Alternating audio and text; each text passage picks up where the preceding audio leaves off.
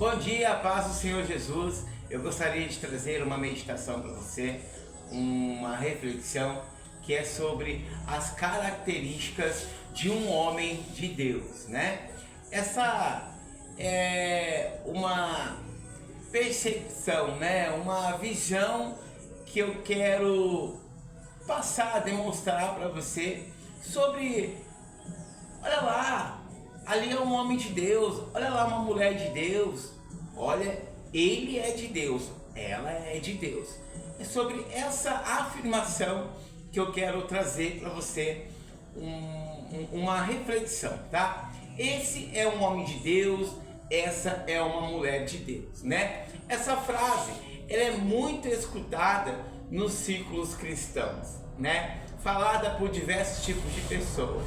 Mas eu pude ver que, na maioria das vezes, essa é uma preferência de comportamento da pessoa que faz tal elogio.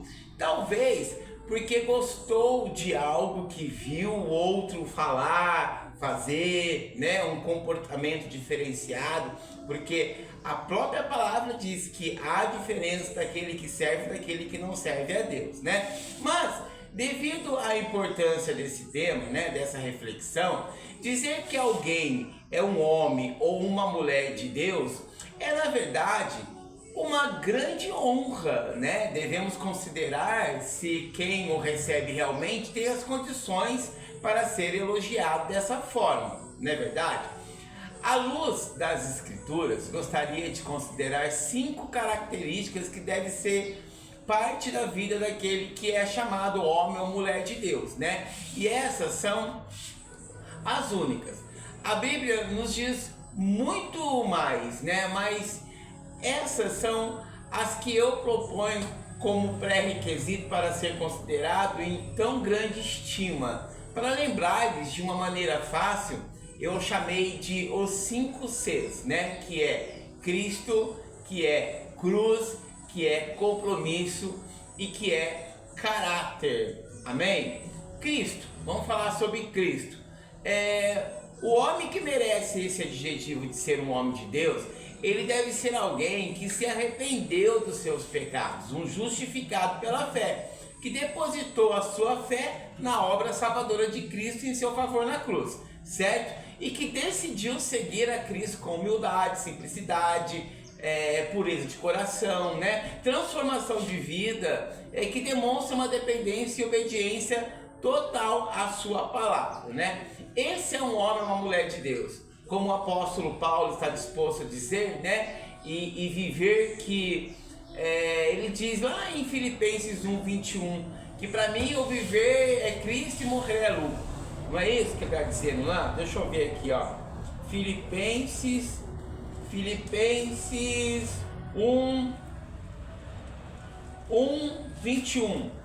Porquanto para mim o viver é Cristo e o morrer é lucro, né? Ao contrário de muitos que hoje em dia estão correndo atrás de Cristo pelos pães e peixes, né? Pelos interesses, muitas das vezes, pelo que ele pode proporcionar materialmente, sendo que o verdadeiro homem de Deus, a verdadeira mulher de Deus, eles devem estar dispostos a dar a sua vida pela causa de Cristo, pelo evangelho de Cristo.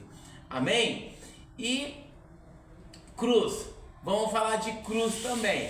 O homem de Deus, a mulher de Deus, tem um conceito alto sobre o que representa a cruz e deve procurar guiar suas conversas com, vamos dizer assim, aqueles que não conhecem a Cristo, os não cristãos, de modo a fazer conhecer o significado da cruz de Cristo, aqueles que não conhecem, levar a palavra, levar a cruz, levar o evangelho, levar a pessoa de Jesus para quem não conhece, né? E Paulo pregava a cruz, ainda que fosse loucura para os que se perdem, né? A cruz era a fonte de toda a glória que Paulo podia ter. 1 Coríntios 1:18 está dizendo isso, né?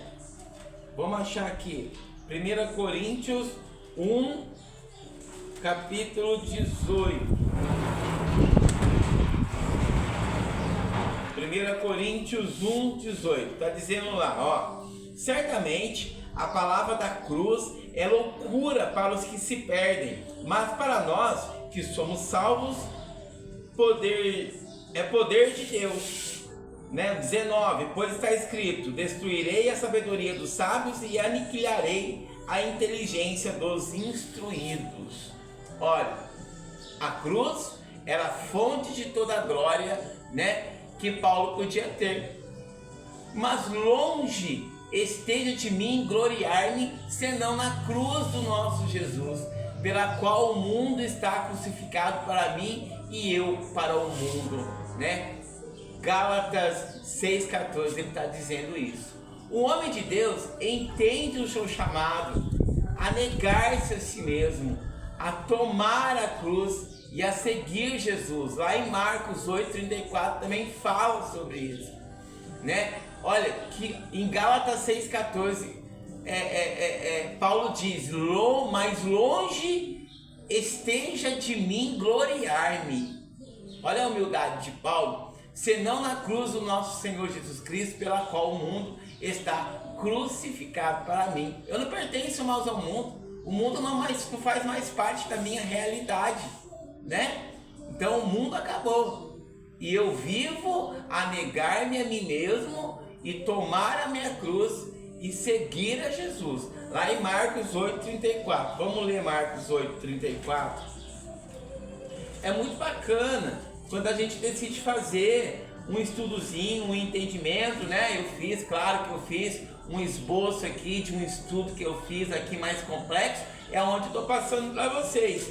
Mas é maravilhoso você poder ter essa direção, né? Deixa eu ver aqui, está dizendo em Marcos 8,34.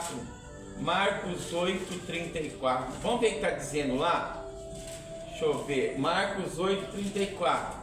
Olha, está dizendo assim: então, convocando a multidão e juntamente os seus discípulos, disse-lhes: se alguém quer vir após de mim, a si mesmo se negue, tome a sua cruz e siga-me. Que coisa linda, né?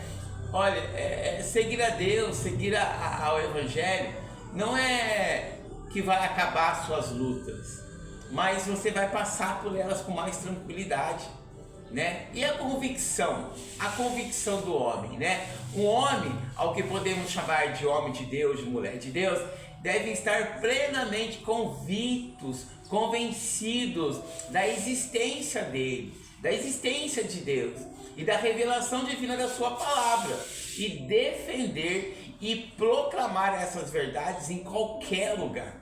O peso da sua convicção deve ser tal que ele esteja disposto a pagar o preço para o que for, da maneira que for, para defender a verdade do Evangelho. Olha que maravilha! Esse homem, essa mulher, deve estar convencidos do seu lugar como sal da terra e luz do mundo. Como foi dito esses dias na igreja, o sal dentro do saleiro também não serve para nada, né? Mateus 5, 13 e 14, né? Tá dizendo isso, né? Vamos ver aqui, ó, Mateus 5, 13, 14. Mateus 5, 13 e 14, ó. Vós sois o sal da terra, ora se o sal vier a ser insípido, como lhe restaurar o sabor? Para nada mais presta senão para lançá-lo fora e ser pisado pelos homens. E aí? O sal ele dá o tempero, o sal ele faz a diferença ali, não é verdade? E assim, brilhe também a vossa luz diante dos homens, para que vejam as vossas obras e glorifiquem o vosso Pai que está no céu, né? E servir a Deus é compromisso, é uma das características do homem de Deus, da mulher de Deus, é o compromisso, né? Essa qualidade é de vital importância. Homem, mulher, nenhum pode ser levado a sério se não estiver comprometido genuinamente. Compromisso com o quê, né? Por que, diácono Luiz Fabiano? Quem está comprometido? Ele deve estar comprometido com, vamos lá, a causa de Cristo, a sua esposa, né? Os seus filhos, a sua família, a sua igreja, os seus estudos e o seu trabalho, né? O homem comprometido demonstra lealdade a tudo que foi mencionado. É um homem que ao final da sua vida poderá repetir as palavras de Paulo, do apóstolo Paulo: combati o bom combate, né? E completei a carreira e guardei a fé. Lá em 2 Timóteo 4,7.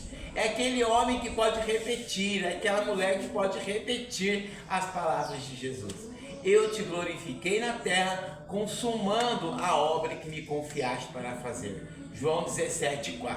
Olha que coisa bacana, olha que estudo maravilhoso, né? É o preparo, é a dedicação, é o comprometimento. E além de tudo isso, o que vem? Vem o caráter. O caráter cristão é a prova final, né?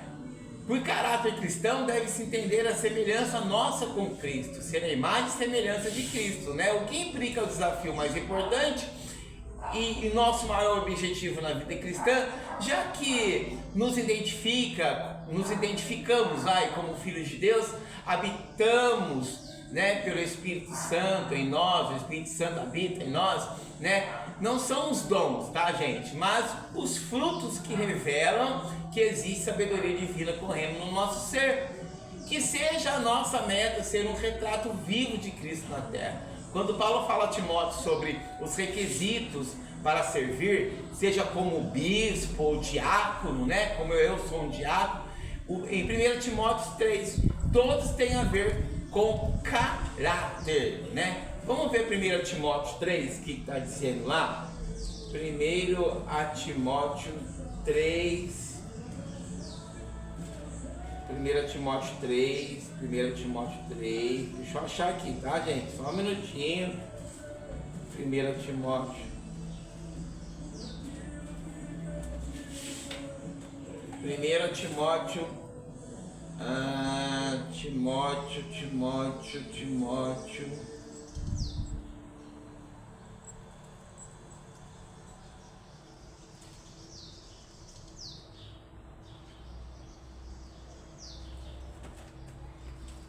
Primeira Timóteo 3.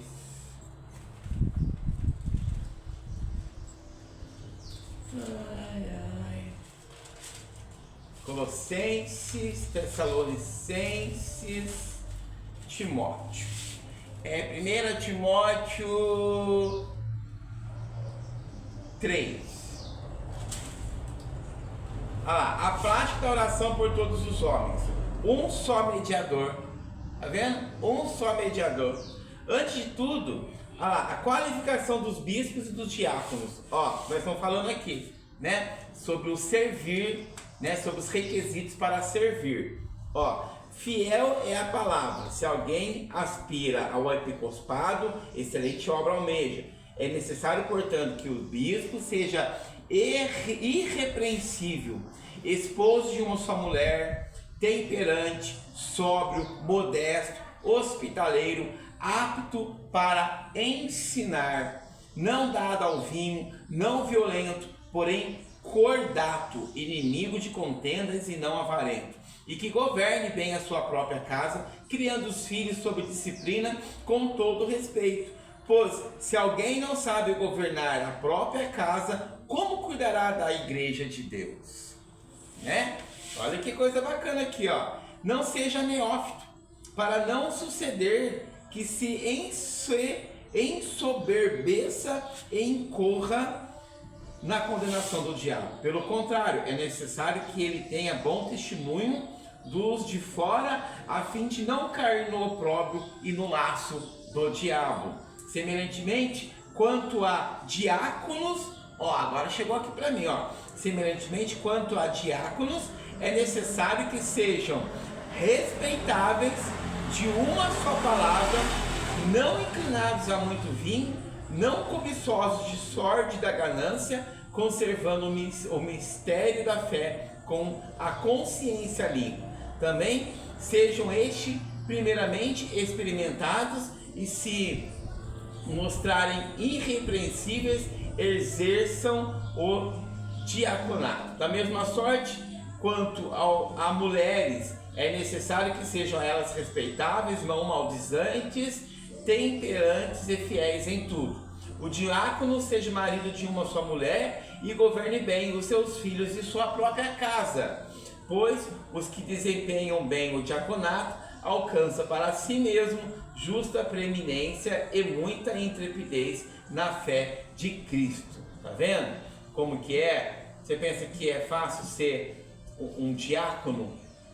Não é fácil ser diácono, né?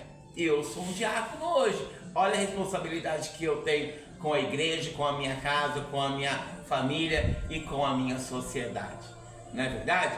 Depois de considerar tudo que foi dito anteriormente, né? A nossa intenção é que isso nos faça pensar e refletir para poder dizer com uma consciência limpa, né?